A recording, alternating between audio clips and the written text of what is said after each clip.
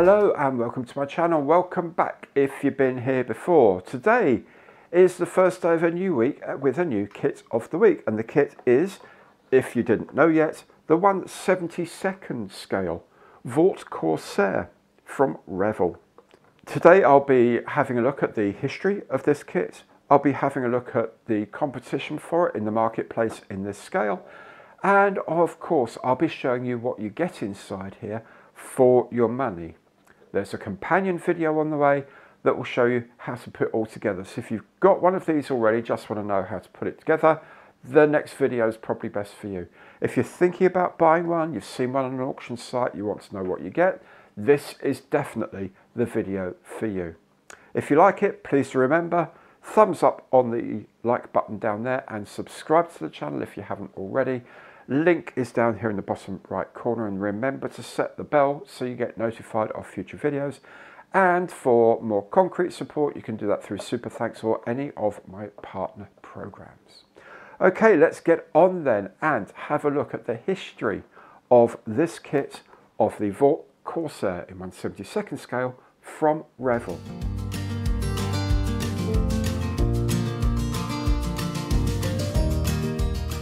This 1/72nd scale kit of the Vought Corsair I'm building is a model set that was introduced in 2018. The kit itself was a new tool in 2014, with new parts later added. The previous Revell Corsair kit in the scale was introduced way back in 1963, the most recent boxing of this being in 2007. Other kits available in store at the moment might include the Academy kit, a 1998 tooling last reboxed in 2013. You may also find the Hasegawa kit, which might even be in this twin combo set. The tooling of these derives from 1981. There are also stocks of the Italeri kit available, a nice looking boxing from 2011 of a tooling first made in 1994. Finally, you may also encounter the Smear kit, released in 2006. This was a reboxing of the Hele kit in 1976. On the second-hand and auction market, you might encounter the Airfix kit. Most recently, this appeared as a gift set in 2014, although the model itself first appeared as far back as 1964. There was also a Matchbox kit that first appeared in 1972, a kit from MPC which first flew in 1982, and a kit from Special Hobby that made its debut in 2004. A slight rarity is this Unimax kit under the branding Forces of Valor, which appeared in 2011. The award for the longest production goes to this kit from Testors, sensibly marketed as a Testors Classic in 2011, but which actually dates from a tooling of 1953, just the 58 years earlier. But for real collectors, there is this Guillo's kit of 1945, which bears little resemblance to the Corsair that was still in service at the time.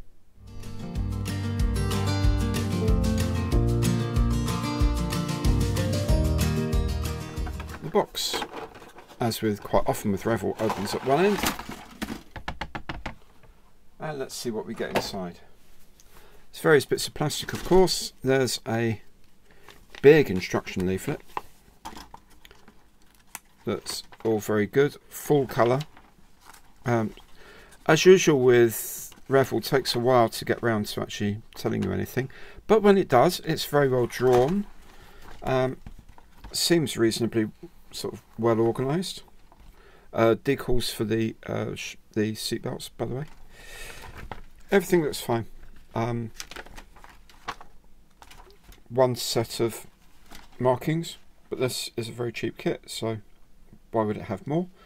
An aircraft of 1846 Naval Air Squadron. That's very good. The decals are all here on this little sheet here, printed in Italy. Doesn't say who by. One day I'll find out, I'm sure. And then bits of plastic. There's 5 grey sprues altogether and 1 transparency. We'll have a look at all of these in a bit more detail. According to the instruction booklet, this is sprue A. There is, as far as I can tell, no way you would actually know that other than by looking at the instruction booklet. Anyway, it's one half the fuselage, top surface of the wings, front engine cover, top of the tailplane, a few other bits and pieces, undercarriage, bits of undercarriage doors, and so on. Sprue B is this small frame here. This has a part of an engine cover, has the engine flaps, radiator cooling flaps either open or closed here, propeller, gearbox boss, stub exhausts, and so on. Sprue C are just these wingtips. These are slightly chopped wingtips. I don't know off the top of my head if this was because our aircraft carriers were smaller and we needed to just reduce the end of the wingtips when they're folded to be struck below, or whether there's some aerodynamic purpose to it. I would be surprised because there's so little that has gone, but I'll have a look. On the main frets, this complete ones are there, but they say don't use them for this kit, which is good. So there we go. Sprue D are the wheels and the long-range fuel tanks. Sprue E are the transparencies, hood and windshield. They look like they should be okay to make some masks for these. I don't think I'll buy any. Should be able to cut some masks for those. And finally, Sprue E, which is the other half of the fuselage, tailplanes, or vertical stabilizers, if you will. The old versions of the wings with the rounded ends, we're not using those. We're not using this mast for some reason, I don't know. Radiator inlets and bottom surface of the beautifully chunky gull wing. Oh, tailplane as well. Having a closer look at the plastic now, you can see from this wing that the panel lines are quite fine on this kit, not as deep as, say, on, for example, an Airfix model. On the reverse of the wing is the copyright symbol showing this is indeed a 2014 tooling. The instrument panel here shows that some of the detail is rudimentary. There is a decal for this, but it will never sit into these recesses correctly, so I wouldn't bother trying. Just lay the decal on top. The tail hook has a wealth of void nibs to make sure plastic flows properly in the mould.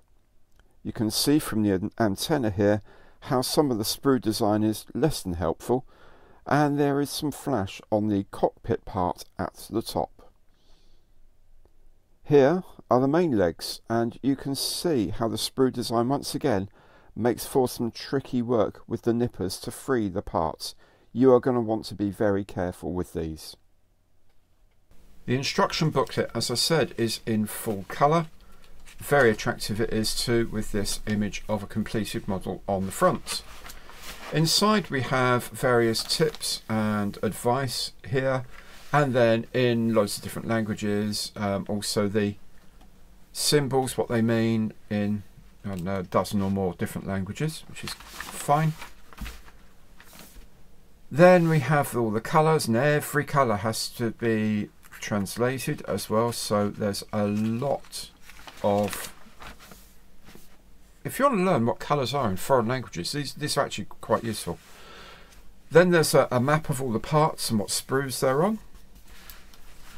And then we get into the instructions. Now the instructions again are full colour. Interior green, black, silver or aluminium. The blue of the outside, so everything basically on the outside is blue. I will look into that, whether that's true or not. I think it is, actually. I think, generally speaking, in the Fleet Air Arm, all up the most of the interiors, like the wheel wells and things like that, tended to be whatever the underside colour was. But I'll double check before I commit myself too much to that. Decal placings all very straightforward as well. Engine bits, and none of it looks too difficult. None of it's going to be too difficult provided the fit is okay. the undercarriage doors you cut open yourselves. If you're not cutting them, you can use them flush, which is a nice thing. Although you have to cut them, so that's, yeah, I don't know whether that's a good thing or a bad. And yeah, that's everything there. It's pretty straightforward. The hood is shaped so you can have it open or closed, which is fine. And here's the scheme that they offer. An aircraft of 1846 Naval Air Squadron on HMS Colossus in July 1945. I presume at the time Colossus was operating in the Far East for it to have this sort of Pacific colouring. However, in the Far East I wouldn't have expected to see these red colours in the roundels. Almost everything in the Far East by then, they'd taken off the reds on the roundels just so it didn't get confused with the Japanese. Which would have been a bad thing. Oh, there's two sets of colours. There you go. Or is it the other side? It's the other side, the top and bottom and the other side. Okay, well that's that. That looks all very straightforward. These are the decals that come with the set.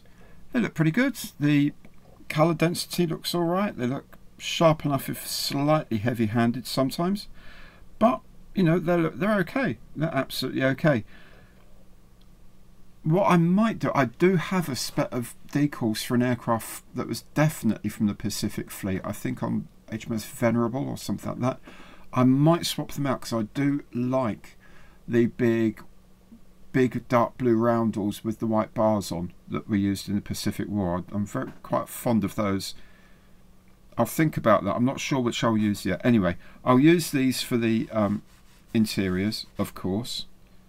And for the propeller boss, or the propeller blades, sorry, they have those. The rest I might just use another set. Anyway, if you want to have this set, it's not bad. It looks actually quite good. The red centres for the roundels come separately, which gives them better print quality, I guess. Other than that, all very straightforward. There we have it then. It's a nice looking kit. It's not that old a moulding, so it's reasonably good. It's reasonably sharp. It looks good. The plastic feels nice. We'll see how it all goes together in the next video. Now, if you have enjoyed this, remember please thumbs up and subscribe to the channel if you haven't yet done so by clicking on the logo in the bottom right corner. It doesn't cost you anything, helps me enormously. In any case, I hope to see you next time. Take very good care. Thanks a lot. Goodbye.